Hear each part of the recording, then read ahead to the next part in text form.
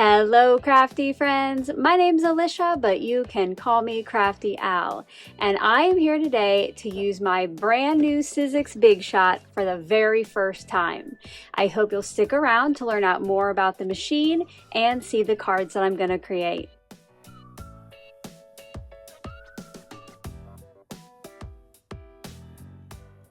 Welcome, or perhaps welcome back to my channel. I'm so glad that you're here today. Last week, I shared a reel where I unboxed and showed you the goodies that Sizzix sent me to help celebrate the release of their brand new Sizzix Big Shot.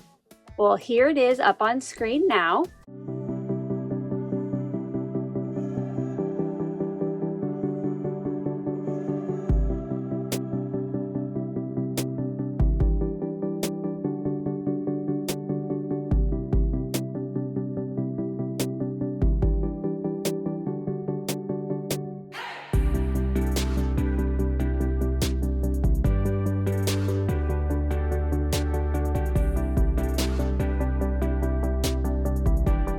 And today I am going to break this machine in. We are going to make the first cut into these plates, and I'm going to make a couple cards. Now, if you didn't notice it in that reel, you might be wondering, Alicia, how are you going to turn the rollers on your Sizzix Big Shot to cut or emboss anything? If you didn't see it, you guys, this is so fun.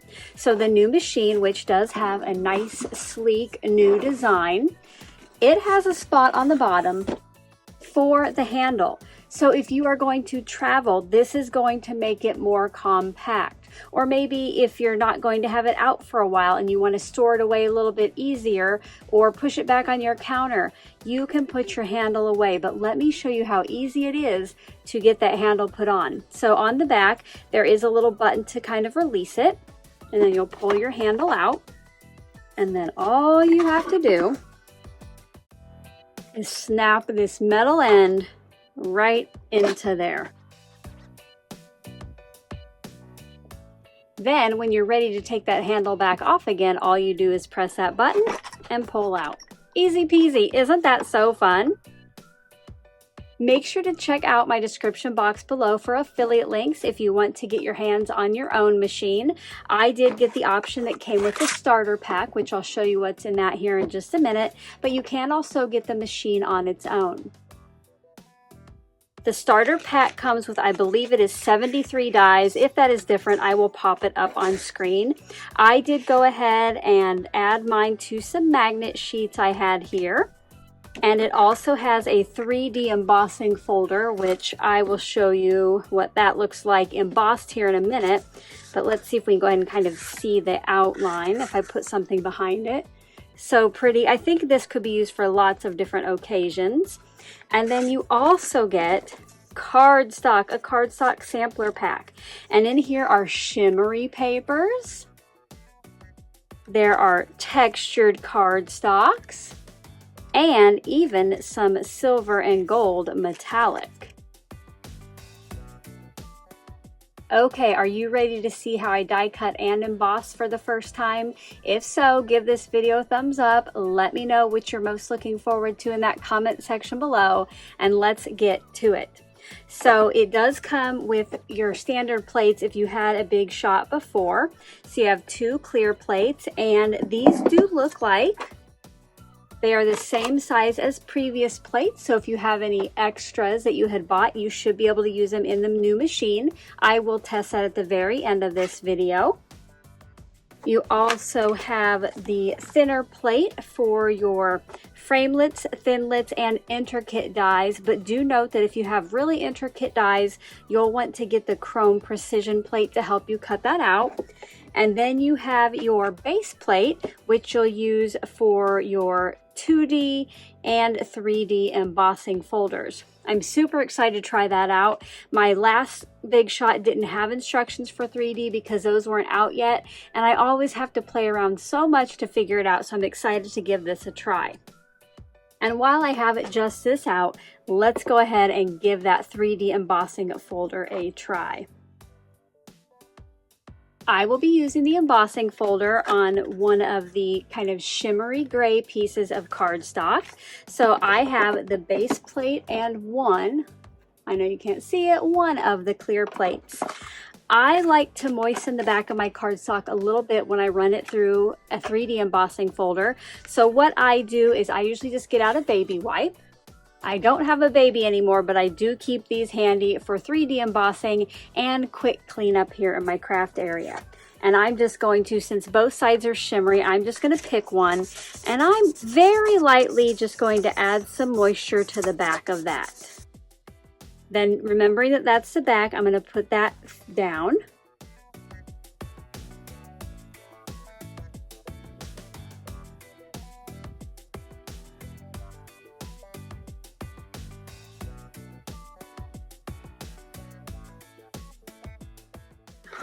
Oh, that is gorgeous. It kind of reminds me of those textured metal plates. So pretty. Let me know if I'm the only one, but when you get new clear plates, do you always kind of hesitate on making that first cut into it? Or is that just me? Because look how beautiful this is in uncut.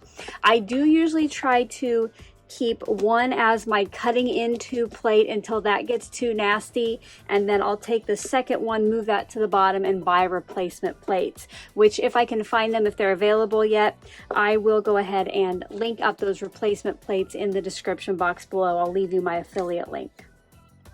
For the thin dies, you do need to bring in your adapter plate and both of the clear plates. And the next I'm going to use is the tag from the set. So it's got that fun rounded end and then some stitching detail, which I love. And I'm going to put that down here at the end of my shimmery kind of teal cardstock.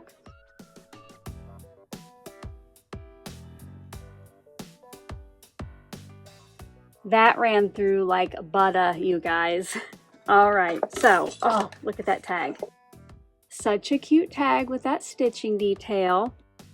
And look, now we have our first cut into that plate.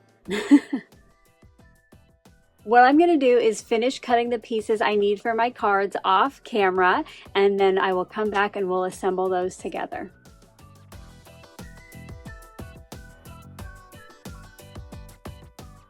Okay, I want to slow it down a bit here because I'm getting ready to cut my sentiment out of this tag. And the sentiment that came with the starter kit, it has the letters and a shadow. So my plan is to cut the shadow out of the blue, and that way I can kind of insert the letters in that same color blue into the openings, but there'll be a white border around it. Now, because there is only one of each letter, and I want to make sure that my spacing is good for that first one, what I'm going to do is pick out my shadows. So the H just looks like a rectangle. The E, of course, is an E. Oh, wait, the E shadow. The L, but then I don't have a second L. So what you want to do is go in and find another letter that's just kind of like a rectangle that is the same width. So the M is too wide. The N might be a slight bit too wide, but if you look up here at the shadow on the F, one of those ends is the same. So this F die is just going to be a stand-in for now for my other L. So I'll put it just like that and then grab my O shadow. Now I did get out a board that has a grid on it so I can evenly space these straight, but when you space them, make sure to turn your dies over so that it's cutting correctly from left to right instead of cutting out your shadows backward.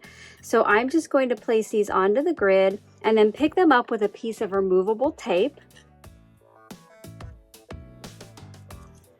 Now, before I run this through the die cutter, I am going to remove the F die because that was just a placeholder. And then after I cut my first 4 letters, I will put the L right in that opening and cut the last one.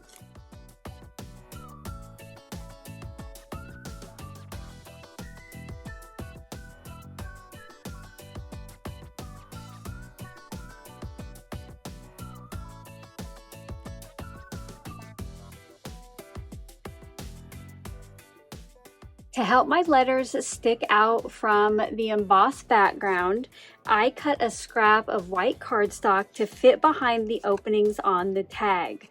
I'm going to add that to the back and then adhere each of my letters into the center of those openings. This also just gives me a place to glue the letters or adhere the letters onto instead of trying to add them to that textured cardstock. Here's a look at the tag completed, and now that everything is ready to go, I can start assembling the card. To do that, I added adhesive to the back of the embossed piece and placed that centered onto the front of an A2 card base. Now before I adhere my tag where it goes in the center of the card front, I did take some time and arrange the leaves where I wanted them to be on the final card. I placed 3 in each corner, and to hold those in place temporarily, I used some Scotch removable tape. Then I brought in some liquid adhesive and adhered those all in place. Once that had dried, I added some liquid glue to the back of the foam tape on the tag and got that added to the center of the card. Before we take a final look at that card, I wanted to test and see if my old Big Shot cutting mats will work with the new one. I chose a scrap of the cardstock from the starter kit and one of the flower dies, and then I got out my gently loved, or well, a little more than gently loved plates, and let's give this a try.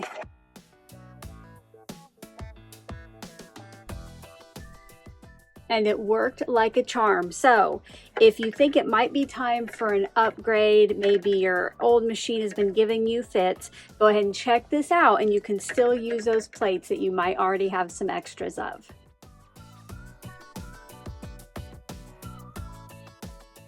I hope you enjoyed seeing how I put together this shimmery card using the new Big Shot starter kit. Now, I was having so much fun with it that I decided to make a second card off camera. And here is a look at that. I used some of the scraps from die cutting the flowers and tag on this card, and then I added a fun little 3D element there with the butterfly die. Now if you want to see how this is made, I do have a step-by-step reel over on my Instagram account, and I will link that down in that description box below. Thanks again to Sizzix for sending me the new Big Shot. I am looking forward to using it lots more in the future. If you enjoyed today's video, as always, a thumbs up is appreciated. Until my next one, I hope you're all having a crafty day. Bye-bye. Thank you so much for taking the time to watch all the way to the end of the video. I hope now you'll consider clicking on one of the videos or playlists I have linked above.